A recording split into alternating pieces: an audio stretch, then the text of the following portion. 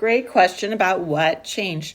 Most of all is I decided to do chill things so it'd let my body deeply change and that I would have a litmus test like sprinting to see if what I was doing in my everyday life and in my gentle restorative stuff, whether it was working. So, but how does it show up here? And some of it was conscious running and sprinting technique. But one of the first things you'll see is, let's start here. I've got this double chin and lack of jawbone, and you'll see this shoulder, how rounded forward this shoulder is. We're gonna vary between going up and down. See, this shoulder is way forward, this double chin here. Of course, lighting is bad, but I remember in the beginning, my neck was so tight trying desperately to fix the lack of support from below. So if we look here, it's a little harder to say, but my chin is more sculpted. Actually, it looks like my lower jaw is actually even a bit more forward. Yeah, I'm more upright. These are the exact same moments in the gait cycle. Look here, my shoulder is way back here. This shoulder is way forward. But we will keep going. Oops, I didn't mean to change the moment here. Let's zoom out. Let's see. So this is, let's find the moment here where we're at the exact same moment in the gait cycle where I'm pushing off my left leg.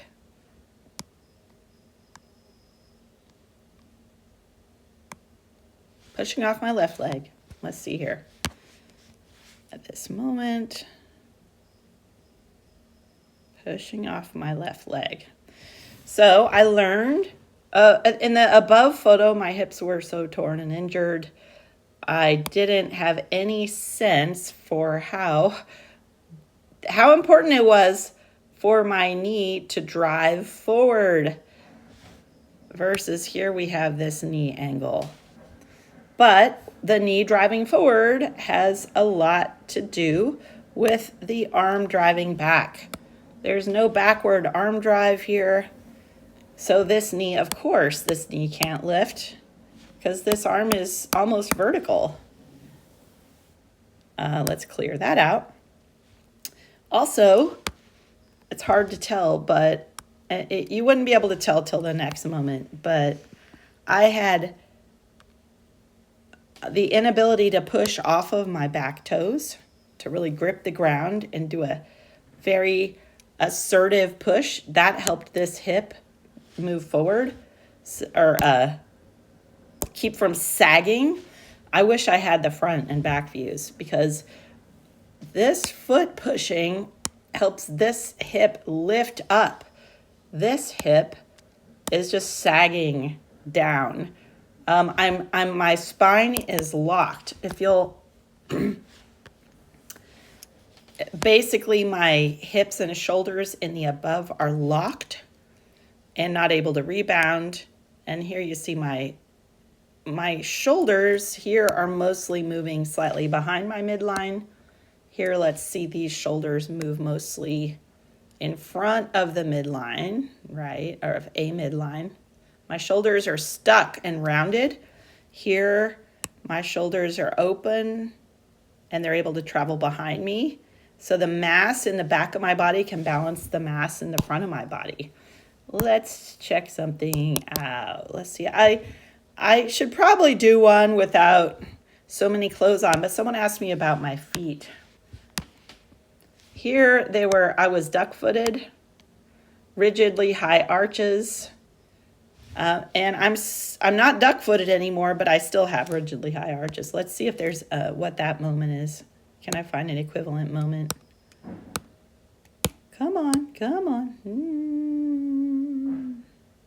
Other foot, other foot, other foot.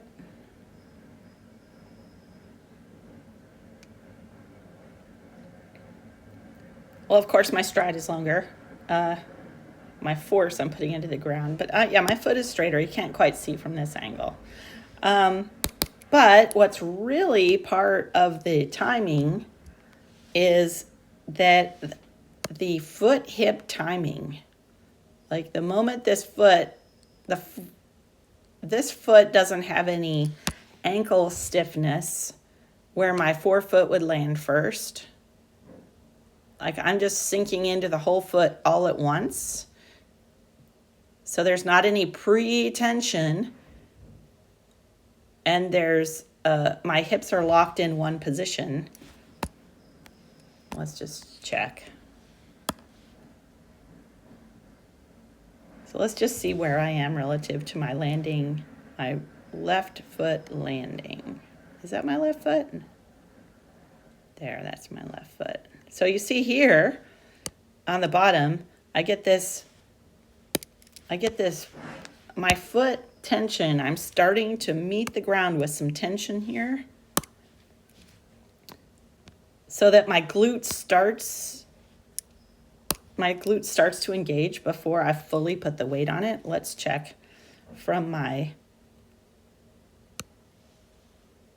I'm getting pretty stacked up here versus here where I'm kind of dumping forward and going really into my quads.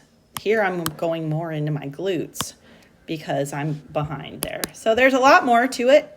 I'm having a lot more fun in the second one, that is for sure. But if I were to take this lesson to heart, 1, do not settle for any kind of neck tension. Always look forward, let your neck be loose. 2, drive backwards with the elbow while your other knee drives forward if you're going for speed, not if you're jogging. If you're jogging, you're going to have your hands, arms are going to be, everything's going to be smaller. 3, train your foot glute connections so that you land with a nice springy contact where you start loading the glute before you dump into the rest of your foot. 4, definitely have fun.